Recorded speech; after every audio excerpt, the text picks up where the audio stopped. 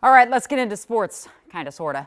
After nearly 150 years of professional baseball, the traditional wood baseball bat is getting a bit of a tweak, and it has some people talking and a teeny bit upset. Kent is here to explain this controversy behind what is called the torpedo bat. Yeah, Jana, when the Yankees started the season off with 15 home runs in just 3 games, everyone started noticing the torpedo shape of the bats several of them were using. It turns out they were designed by a former MIT physicist turned hitting analyst for the evil empire. And despite frustrations about the Bronx Bombers having even more pop, Major League Baseball says they're legal for everyone.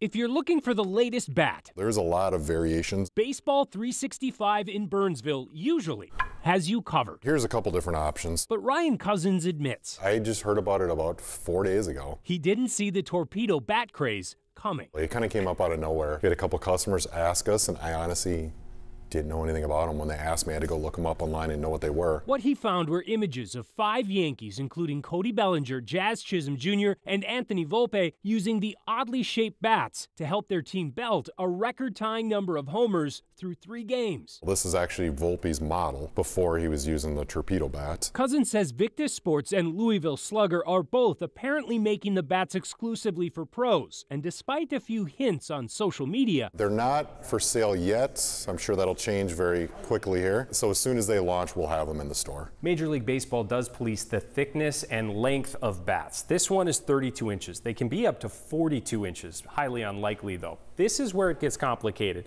They can be only 2.61 inches in diameter.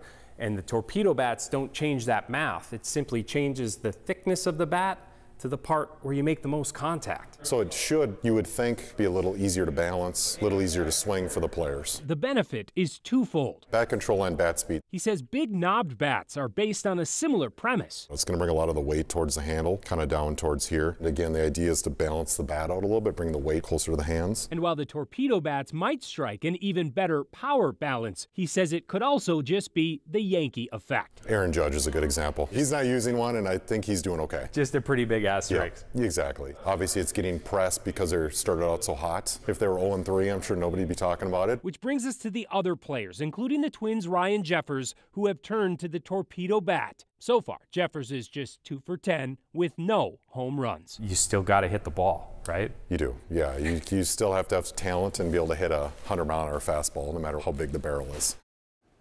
Cousins says he does expect that the companies will begin cranking the bats out for the public in the next few weeks, in case you're interested, Jana.